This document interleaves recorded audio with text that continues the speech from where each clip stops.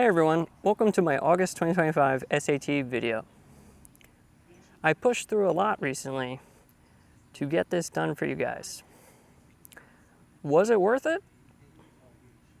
I don't know, I think it's pretty good, but you're gonna have to tell me in the YouTube comments. As always, there's a free worksheet in the description. We're going no outro on this one. This is the first outro-less type video. So, I wanna wish you the best of luck on your exam, and know that no matter what happens, I will be out there rooting for you. Oh, hey buddy. Tell everybody good luck, okay?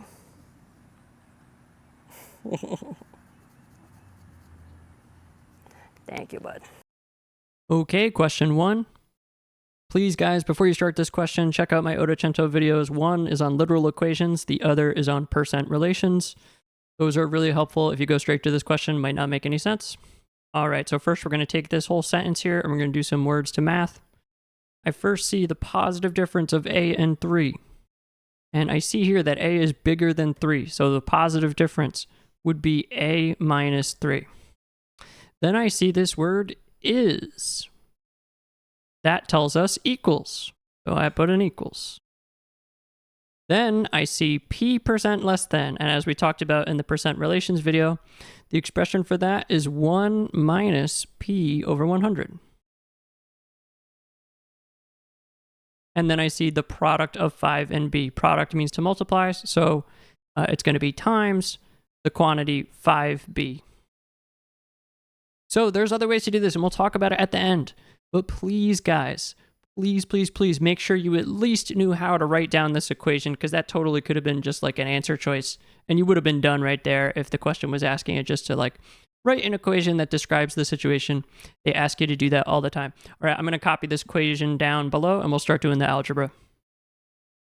Okay, so I noticed that the question says in terms of whatever comes before that is what we want by itself.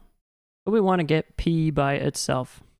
So to make that a little bit more clear, I will highlight p in blue. Now I'm going to put on my algebra cap, and I'm going to think, all right, we should probably start with what's outside this parentheses. So this 5b is being multiplied. The opposite of multiplication is division. So we will divide both sides by 5b. And 5b divided by 5b is just 1. And we get a minus 3 over 5b is equal to 1 minus p over 100. Still want to get p by itself. Next thing I'm going to do is move this guy to the other side. So we will subtract 1 from both sides. And I get, we'll do that to the left side too. This guy goes away. And I get a minus 3 over 5b. That whole quantity minus 1 is equal to negative p over 100. That negative sign is still there. Now what I want to do is I'm looking at the choices, and I notice that all of these are a single fraction. So I probably, before I continue, want to get these as a single fraction. And you see how I have 2 terms here, right? I want one big fraction. So what we'll do to account for that, if you want first, we can multiply both sides by -1. How about we do that? So multiply both sides by -1 just to get rid of that.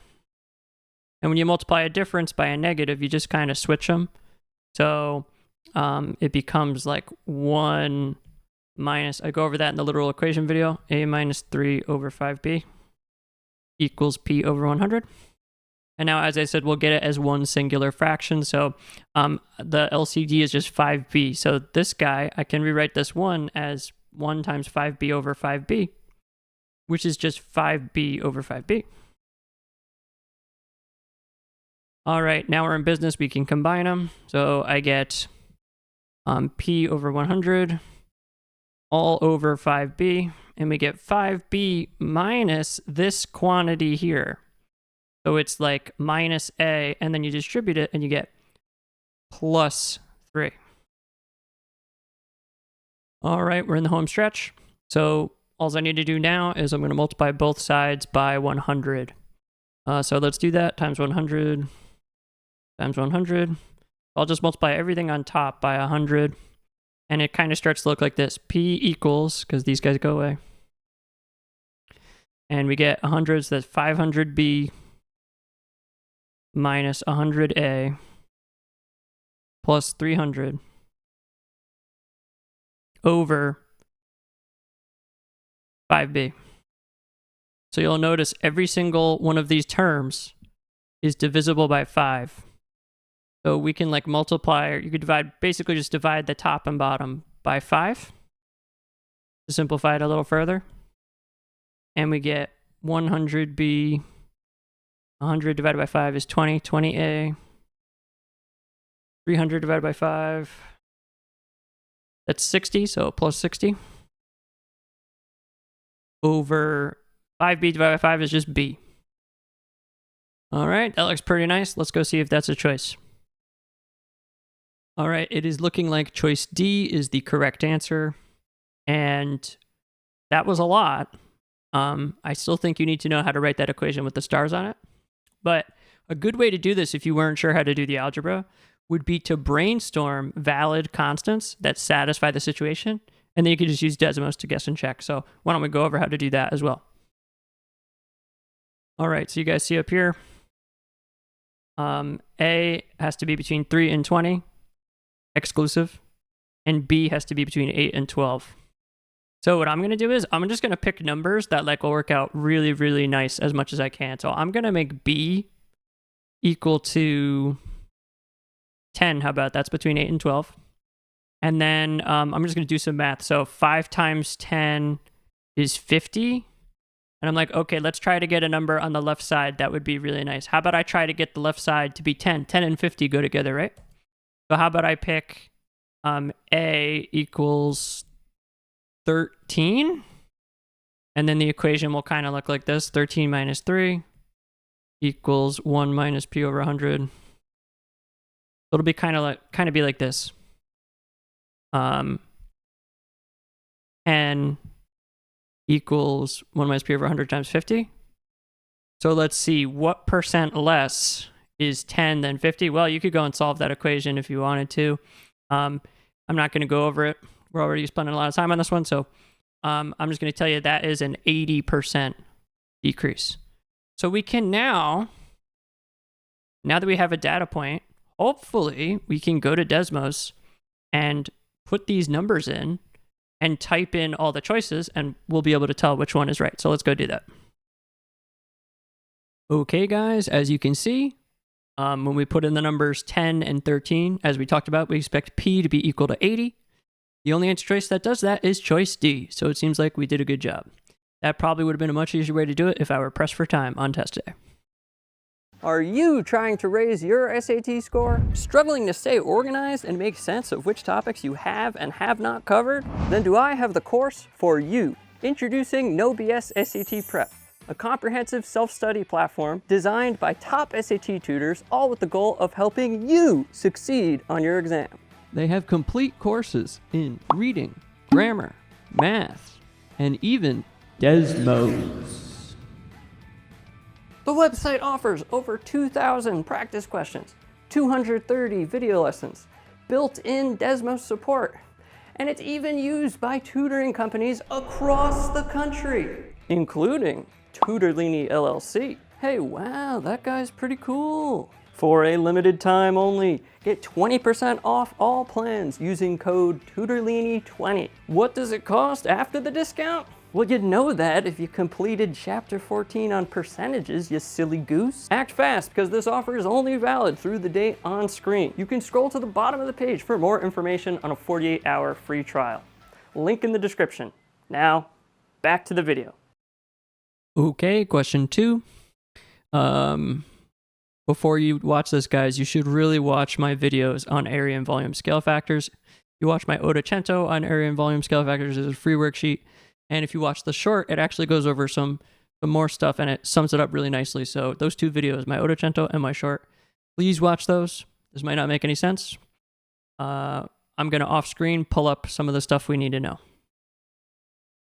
Okay, so I pulled up some key notes on scale factors. The linear scale factor is equal to K. The area scale factor is equal to capital K squared. And the volume scale factor is equal to capital K cubed.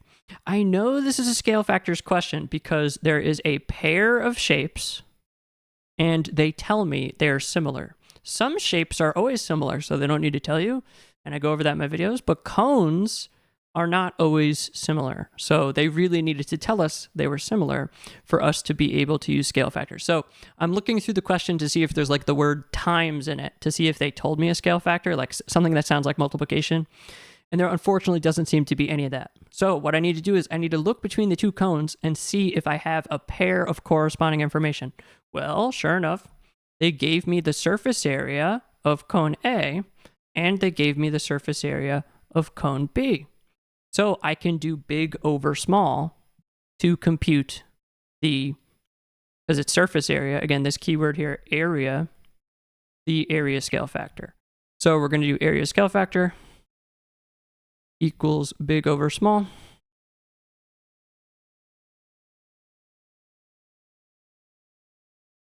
And we got, what, 1600 pi over 1225 pi.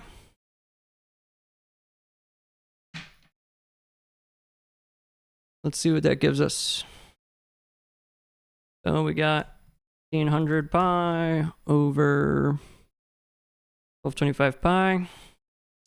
Not a nice number. Let's see if that's a fraction. 64 over 49. Okay, let's write that down. 64 over 49. Oh, wait, that actually does work out kind of nicely, surprisingly. So now how about before we move on, just to practice this, we're going to find the other two scale factors. So how about we call K equals, well, I suppose what we need to do is we need to take the, let's come back over here. We need to take the area scale factor, which is equal to K squared. And then you need to solve this little equation. And to do that, we're going to take the square root. Okay, so let's see what that is. The square root of 64 over 49. That is 8/7. Okay, so I just figured out capital K is equal to 8/7. So now we can use those formulas above to calculate all the scale factors. Let's just do that for the sake of practice. 1 second. Okay, so in about 10 seconds off screen, I just figured out that the linear scale factor, which I suppose we already knew, was 8/7. That was capital K. The area scale factor is K squared, which we figured out earlier, is 64 over 49. And the volume scale factor is 512 over 343. Now that we have all that, we are ready, and we might not even need all that information, but let's just, cross our T's, dot our I's, and we're ready to start drawing the cone, so let's do that.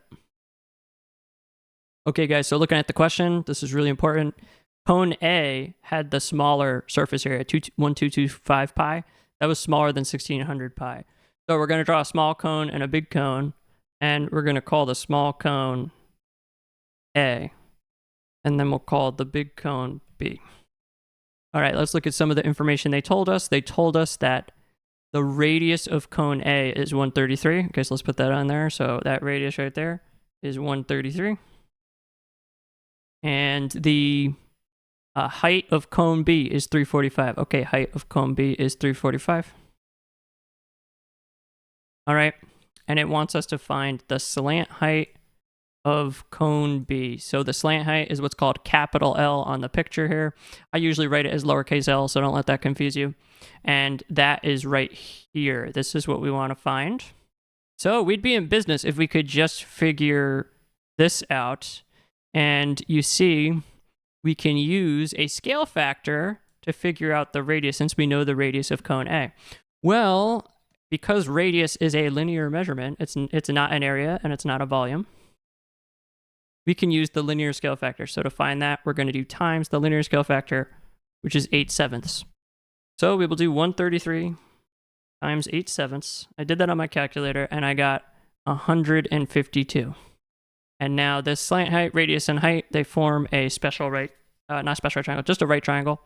And we can use the Pythagorean theorem. So r squared plus h squared equals l squared. Basically just a squared plus b squared equals c squared. So we got 152 squared plus 345 squared equals L squared. 152 squared plus 345 squared, that's 142,129. And now I just take the square root of both sides. And I am getting L is equal to 377. And that is the answer. That is the slant height of cone B. Okay, question 3. I can understand why this feels like a parallel lines question, guys, but I promise you, this is way more of a vertical angles and linear pairs question. And I actually just released a short on that, so definitely go check that out. It's like, should be the most recent one by the time you're watching this. Okay, so first things first, we got two parallel lines cut by a line that intersects them. This is just called a transversal. Isn't that like, I mean, I know basically what the ACT does is, guys, they try to make it less mathy to make it so that if someone doesn't know the word, they're, you know, they don't fall behind, right, with the question. But like, I don't know, like, I feel like sometimes they make it so wordy because they're avoiding using the math words that it makes it more confusing. Does anybody else feel that way? I feel that way. Anyway, when you have parallel lines, if you don't know, there's just two angles, and they just repeat throughout the whole thing. So I'm going to start adding that to the picture. I'm going to call them A and B. So I'm going to call the big ones A. It doesn't matter. You can call them whatever you want. And then I'll call the smaller ones B. There's 8 angles, and they just repeat 4 times each.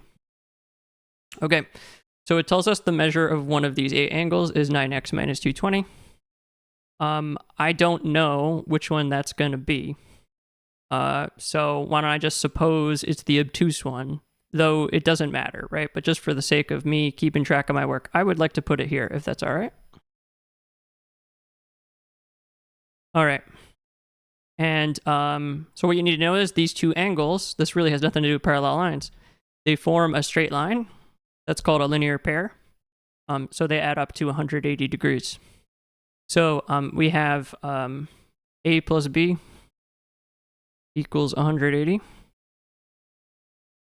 And A is 9x minus 220. So plus B equals 180. And now we're going to isolate for B. So if I add 220 to both sides, I get 9x plus B equals 400. And then if I subtract 9x from both sides, I get B equals 400 minus 9x. You could also write negative 9x plus 400. Doesn't matter. All right, I'm going to put those on the picture everywhere. Give me 1 second. Okay, I think I labeled all of them. It's not perfect, but you kind of get the idea. So what's important now is that we see what the heck are they asking us? Well, the sum of the measures of 4 of the 8 angles is equal to blah, whatever's in the question, right? So here's the thing they want you to realize. There's like different possibilities of picking the 4 angles. It could be like all A, it could be 4 B's, it could be 2 of each, and so on. There's a couple different possibilities. For the sake of the video, I'm just going to do all of them, though you maybe in actuality would just start trying to use process of elimination if you could. All right, let me get started on that. Okay, guys, I brainstormed all the possibilities. If you want to do the algebra yourself, do it now, because in like 2 seconds, I'm going to show what they all are. So pause the video. Okay, great, guys. I just did all that simplifying off screen. Hopefully that's all right. Okay, so now we can just take what we came up with and compare it to the choices. So I'm looking at all of them. 360, because it says what could not, right? So 360 was good. Negative 18x plus 980, that was good. Negative 36x plus 1600, that was good. But 18x minus 700, I don't see that anywhere. This guy is the odd man out and is thus the correct answer, D. If you didn't want to do all the algebra, one thing you could do is you could come up, very similar to what we did with question 1, you could come up with a valid number that works. Let's say for x, and then you could plug it in and find all that numbers and then just kind of, type them all in and guess and check that way. So I'm not going to do it, but I encourage you guys to try it. So I'm going to give you a little hint. How about we take x equal to 45, and then like you plug it into 9x minus 220. That should give you a valid angle. and then you can fill in the picture and see if you come up with the same conclusion. You could also put 45 into all those choices. Great, let's keep going. Okay, question 4. This is an SAT classic. We've got a combined shapes area question involving circles.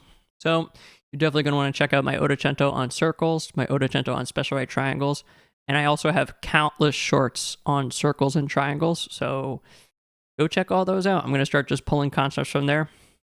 Basically, the strategy is, guys, whenever you have a combined shapes question, is you want to find the enclosed area, the smallest enclosed area you can find, and then take away the unshaded area. And that'll leave us with the shaded area. So you see here, the smallest enclosed area that I know how to calculate is this thing right here, that pizza slice. It's called a sector. So we're going to find that sector area, and then we will remove the area of this triangle, and that will leave us with the shaded area. So how about we tackle the sector area first, because I think that's a little easier. Okay, I glossed over this, guys. So first, we have to figure out what triangle this is before we can continue. So these two sides are radii, so that means they're congruent.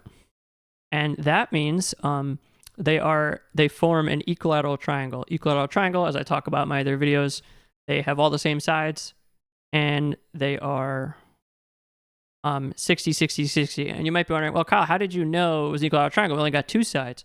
Well, this is an isosceles triangle, and because the central angle is 60, if I do 180 minus 60, that's 120, and because it's isosceles, these two angles across from the congruent sides have to be the same. That's called the base angles theorem. Got a video on that too. So 120, if you do 180 minus 60, you get 120, and 120 divided by 2 is 60. So each of these, on the basis of it being an isosceles triangle, must mean each of these angles are 60, and if they're all 60, that means it's an equilateral triangle. So sorry, bunch of gymnastics, but it's an equilateral triangle. All right, so the perimeter is 60, so each side is the same. So if we just divide 60 by 3, we will get each side length, which is 20. And you will notice that that happens to be the length of the radius. So we will use that to find the sector area. The measure of the central angle is theta, so that's 60 degrees. And we'll put it into this equation, which I go over in my other videos, theta over 360 times pi r squared. 60 over 360, SA means sector area, not surface area, times pi times 20 squared. And I'm just going to put that in my calculator, but like without the pi, because we want to keep it exact until the end, in case. And I did 60 over 360 times 20 squared, and I got 200 thirds.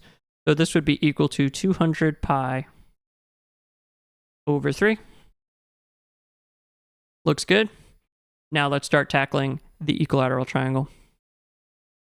Okay, guys, I go over this in my other videos. You don't necessarily have to memorize this because the 30, 60, 90 is on the reference sheet. But if you cut an equilateral triangle in half down the middle, it forms two 30, 60, 90s. You don't really need to draw it on both sides. This was just for the sake of my video. So we can just kind of ignore all this stuff over here and just work on the left side. That's what I do anyway. So as we said, all the sides are 20 because the perimeter is 60. So let me just start putting that here, 20, 20, and 20. And I notice we know the 2x side. So 2x is equal to 20. And that means x is equal to 10. So that means this is 10, which makes sense. It gets cut in half on the bottom. And then the height is x root 3 or 10 root 3. So now we can find the area of the equilateral triangle by doing 1/2 base times height. The base is that long bottom side, which is 20. And then the height is 10 root 3. And I put that in my calculator just without the root 3. 1/2 times 20 times 10, that's 100. So this is equal to 100 root 3. And we are now in business. So remember I said we're going to take the sector area and take away the area of the triangle. So to find the shaded area, we can do 200 pi over 3 minus 100 root 3. And I would get in the habit of writing it like that because if it were multiple choice, that's probably how they would write it. And the rounded answer. My question, they probably wouldn't do this, but my question says round to the nearest hundredth. I believe that is 36.23. So that would actually be the answer to my question. And we can go, type this all into Desmos just to verify real quick. Okay, guys, here is my Desmos workings. If you want any of this, any links to any of these graphs, just ask in the comments. And really the only thing you'll notice I did differently here was that instead of doing out all the special right triangle stuff, I know by heart the area of an equilateral triangle formula, which I go over in my equilateral triangle short. It's √3/4 times s squared. It works pretty good most of the time, but not always. It only works well if you have the side length, which we did. It was 20. And that can make it go a little bit faster. And you see, we get 36.23 when we round. Looks good. Okay, question 5. Please, guys, before you watch this, go check out my Ottocento on basic statistics. I believe it's Ottocento number 9. It's one of the best videos I've ever made, and it goes over all these concepts in great detail. All right, so this question wants us to compare medians and standard deviations of a frequency table that is below. I think we should do the median first because I feel like that's easier for most people. So here's what you do. First, we need to figure out what n is, the sample size for each of these data sets. And to do that, you're going to add up all of these frequencies. So I'm going to do that. So 2 plus 3 plus 8 plus 3 plus 2. And I'm getting 18. And I'm going to do the ones on the right as well for data set B. So 5 plus 3 plus 1 plus 4 plus 5, 18. Okay, nice coincidence. So the SAT, often to make it a little bit easier for us, they give us the same number of values so that we don't have to worry about that. Once again, we got that from adding up these numbers and these numbers. All right, now what we're going to do is we're going to use the position of median formula, which I go over in my basic statistics video and in my short called median of a chart. So the position of median is equal to n plus 1 divided by 2. Well, since these both have the same n, we can just kill two birds with one stone. So 18 plus 1 over 2. And that is 19 divided by 2, which is 9.5. On the number line, the 9.5 is in between the 9th and 10th value. Is in between 9 and 10. So we need to find the 9 and 10th data value. And then we will average them to find what comes in between those. All right. So you could just start cumulatively adding until you hit 9, and we'll figure out the 9th one. So I'm going to do 2. Too small. Got to keep going. 2 plus 3 is 5. Too small. Got to keep going. 2 plus 3 plus 8. That is 13. Okay, so not only did we hit the 9th, we also got the 10th as well. So the 9th and 10th values are both a 12. And if you just average 12 with 12, you get 12. So the median of this first one here is 12. So now we'll repeat the same process on data set B. So 5, too small, got to keep going. 5 plus 3 is 8. Too small, got to keep going. Plus 1 is 9. Okay, so the 9th value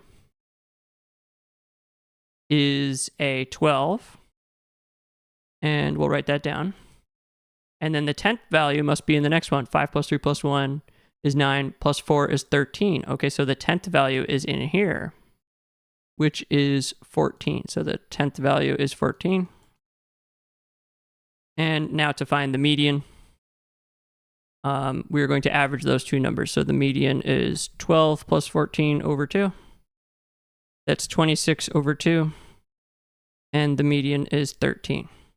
Lots of people would have did this way too fast and said that they were both 12, but as we see, that is not the case. One is 12 and one is 13. All right, let's go back up top. Okay, we established that the median of dataset A is less than the median of dataset B. So these ones that say they are equal are looking wrong, even regardless of the second statement. So we can confidently cross those out. And even if you didn't know what to do, as long as you did that correctly, you got a 50-50 guess, and that's pretty good, right? So now what we're going to do is we're going to try to find, we're going to compare the standard deviations. I go over this in my videos. Standard deviation is a measure of spread. So ideally, you would look at the data set and see how spread out the numbers are. However, they don't give us a picture. There's no histogram or dot plot.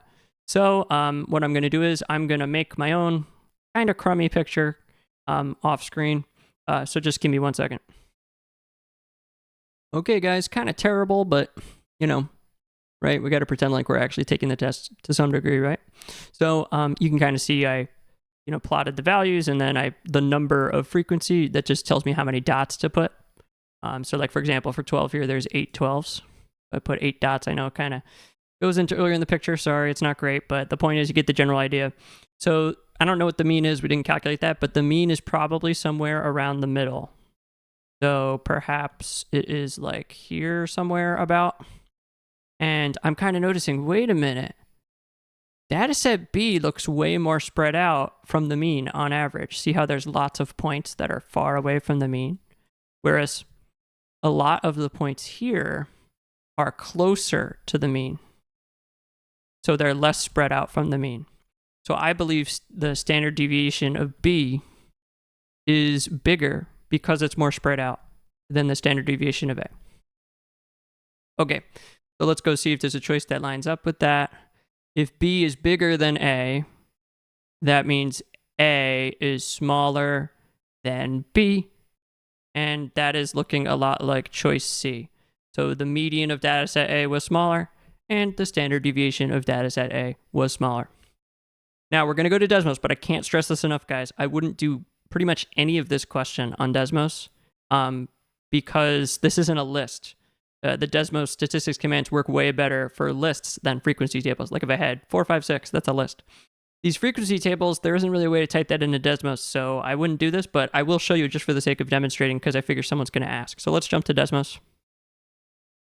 Okay, guys, so what I did here was I typed in the data set very carefully using the frequency table. So they said, see, I made the first column dataset A, and I did 2 8s, 8, 8, and then 3 10s, 1, 2, 3. This would not be practical at all if the data set were larger. It would take forever for you to type in. And, I don't know, again, just make sure you understand these by hand methods. Anyway, so you could use the median and standard deviation commands to compare. You can see clearly, okay, median A is smaller, and standard deviation of A is also smaller. And if you want to look at this graph, just ask me for the link in the comments. As long as YouTube lets me post it, I'll post it. And just as a nice little drive this home, see this picture looks much nicer. So we see the mean, this is data set A. I can't keep these both on top of each other. They'll look terrible. So just reframe that in your mind. All right. And now we'll look at data set B. Hopefully you guys agree. Oh, wait, we were kind of right. Data set B is way more spread out. That little triangle represents the mean. That's where they're farther away from the mean on average. I hope this helped. Let's move on. Okay, question 6. So before you watch this, guys, you're definitely going to check out my Ottocento on basic quadratics. And it's like companion video, which is called advanced quadratics. The specific section this is on is called advanced parabolas in that video. One of the best videos I've ever made, advanced quadratics. At least go check that out. All right, so this is called a quadratic system. Quadratic systems aren't really on the SAT. I don't know. I feel like they could be, but I'm not sure. Anyway, the point is there's some really important concepts in this question that we need to understand whether or not this exact question shows up, right? So I go over this in the advanced quadratics video. The second I see a quadratic function with this kind of notation, what that means is they have the same y value, but they're at symmetric points on the curve. So you can use those x values. It's like x-intercepts, but they're not necessarily x-intercepts. They could be x-intercepts, but they're not necessarily x-intercepts. Regardless, you'll see this on my formula sheet too, like h equals u plus v over 2. So we're going to do that. So h equals 10 plus 14 over 2. And the x-coordinate of the vertex of that first quadratic function f is going to be, I believe, 12. And then we're going to do the same thing for g. So we'll do h equals -3 plus 27 over 2 because the vertex is in the middle of these 2 points. Again, guys, if you haven't seen the video I'm talking about, it'll look kind of something like that. Not necessarily x-intercept, but just somewhere equidistant on the curve, right? All right. And I believe we also get 12, and that's mighty convenient because now this question will make way more sense because we can start making a sketch. So I'm going to make a sketch. We've got 12, which is somewhere over here on this half, right? X equals 12. And then the y-coordinate of the vertex they tell us is m and 3m. So this guy has a vertex of 12, 3m. And this guy has a vertex of 12, m. And it says m is a positive constant. So you do the math. If you make m a positive constant, like 2, what's always true? Well, 3 times 2 is 6. 2 is just 2. So this one is going to be higher up. It's going to be a larger positive number. It's going to be higher up than the one below it. So we can make a little picture. Let's say this is like 12. And then, we've got, function f is like up here at 3m. And then function g is here like that. Okay. So right away, you guys can see they don't have the same vertex. So they are not the same quadratic. So there's no way it can have infinitely many solutions. So we can just cross that out right away. I also can cross out A. Probably the only way it has one solution is if they shared a vertex and it looked like this or something. That would be a good example of like one solution. So I think I could cross out A too. So what determines if it's 2 or 0 depends entirely on which way they're opening, right? So how do we figure out which way a parabola is opening? Well, we find A. So we're going to go up top and we're going to see if we can find A. So allow me to erase some of this stuff. And I'm going to add this H here, which is, as we said, was 12 for both of them. And they tell us the only number they give us in the problem besides this is their B value, ax squared plus bx plus c. So B for the first one is 36. And then B for the second one is negative 57. And now we got H, B, and we want A. Well, there's a formula for that. H equals negative B over 2A. So we're going to use that. So let's do that. So let's do F first. H equals negative B over 2A. So that's negative, well, I'll just start over. So we'll come over here. H is 12 equals negative, what's B? 36 over 2A. And we can try to solve this equation. I'll multiply both sides by 2A. I get 24A equals negative 36. And then I divide both sides by 24. And I get A equals negative 1.5, or in other words, negative 3 over 2. In other words, A is negative for F. So he is going to open down, and it'll look something like that, let's say. All right, now we can repeat the same process for G. So we're going to do H equals negative B over 2A. So 12 equals negative, what was B? Negative 57 over 2A. And I get 12 equals, actually I'll multiply both sides by 2A and I'll get 24A equals 57. Divide both sides by 24. And I get 57 over 24, which simplifies to 19 over 8 on my calculator. So he is positive. So he is going to open up, perhaps something like this. And it seems like it is incredibly likely, we're going to confirm this on Desmos, that these parabolas intersect twice. And it has exactly 2 points of intersection, exactly 2 points where their y values are the same. And that would be answer choice B. Let's go look at Desmos. Okay, guys, apologies in advance because I'm about to change the graph a lot. So there's no way to get the resolution to look nice. So sorry it's so skinny and weird looking. If you'd like to explore this graph yourself, just ask for the link in the comments. Just please, if someone else already asked, don't ask again. Just if I respond, just click on that, right? Okay, so what I did was I just typed in everything we found out. A is negative 1.5. And then A, which I called J, was 19 over 8. And then I typed in the vertex form, and I made a placeholder for M using a slider. And remember, they said M is a positive constant. So you see, oh, wait, no matter what, right? No matter what positive number, I encourage you to, click on this graph when I share it and explore. And you'll kind of see, all right, no matter what M is, these two parabolas are going to meet in two locations. So I think using Desmos to kind of confirm that your calculations seemed reasonable and correct, and that you got the number of solutions correct, I think is a good idea. Again, big takeaways: how to calculate H when being told two symmetric points, and then using the H equals negative B over 2A formula. Both of those were really helpful.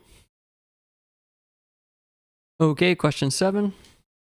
You guys definitely want to check out my Ottocento on SOHCAHTOA, which has a free worksheet, and it goes over how to find missing sides using trig, which is really important.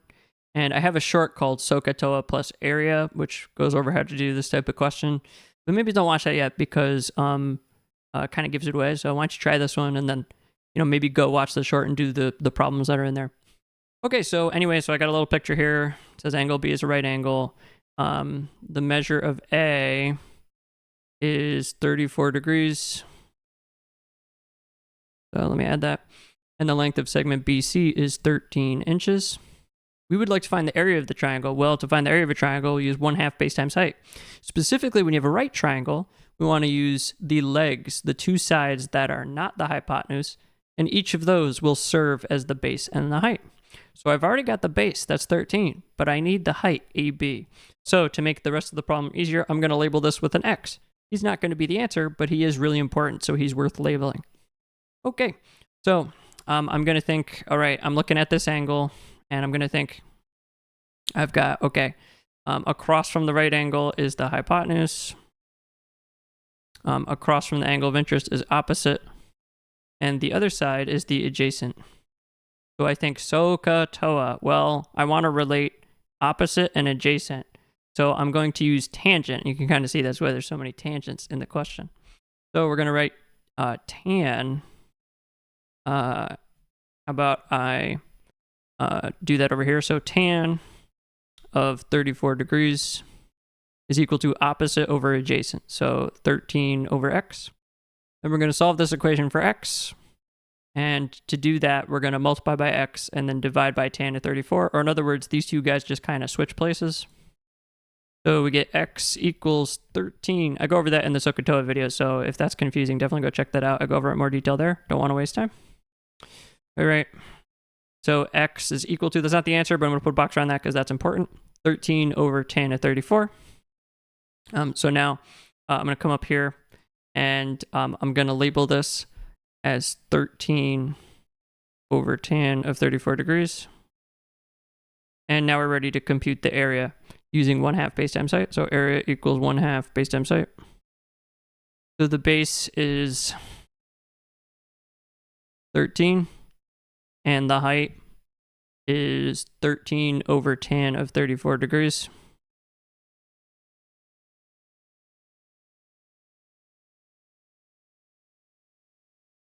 All right.